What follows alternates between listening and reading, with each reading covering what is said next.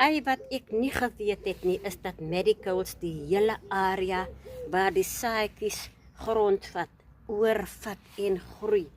Hierdie hele area, my grond, my grasarea is vol medicals, soos wat hulle opkom. En dit is wat ek nie geweet het nie.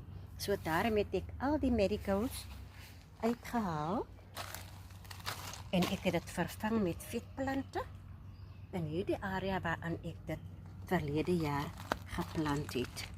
So hier en daar is 'n paar medicals, maar ek gaan my oog op hulle hou, want dit is 'n les wat ek geleer het om medicals, hoe meer hulle groei, van die klein plantjies ontslae te raak.